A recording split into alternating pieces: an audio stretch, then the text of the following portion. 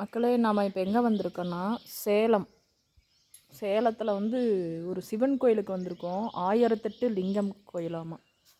1008 லிங்கம் தானேங்க சாமி. பாருங்கள், 2 லிங்கம் வச்சுருக்காங்க. அன்னைக்கு நாங்கள் வந்தப்போ ஒரு லிங்கம் தாங்க இருந்துச்சு. பாருங்கள், பெரிய சிவலிங்கங்க. எல்லாமே பார்த்தீங்கன்னா உத்தராட்சிக்கோட்டையிலே சிவலிங்கம் பண்ணியிருக்காங்க. இதை விட பெரிய லிங்க சுவாமி வந்து அந்த சைடு இருக்கிறாரு. பாருங்கள், காட்டுறேன்.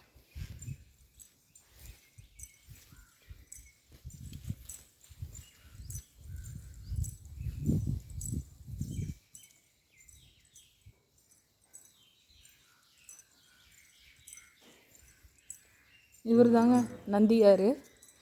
நம்ம ஊரில் நந்தியார் எப்படி இருப்பார், இங்கே சேலத்தில் நந்தியார் எப்படி இருக்கிறாருன்னு பாருங்கள்.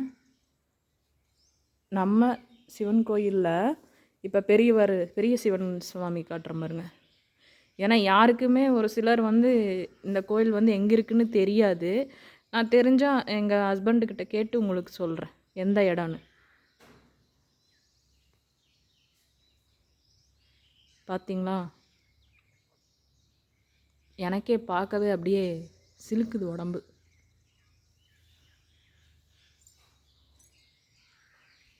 பக்கத்துலேயே விநாயகர் இருக்கிறாரு. அந்த காலத்து ஆதி காலத்து விநாயகர். இவர் வந்து எத்தனையோ வருஷம் ஆச்சா. இந்த சிவன் சுவாமி வந்து எத்தனையோ வருஷம் ஆச்சா.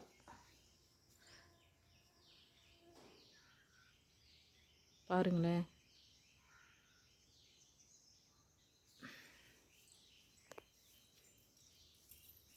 இந்த கோயில் சுற்றியும் அதுக்கு பின்னாடி மலை மாதிரி இருக்குது பார்த்தீங்களா. அதுக்கு பின்னாடி வந்து பெரிய ஆறு ஒன்று இருக்குது.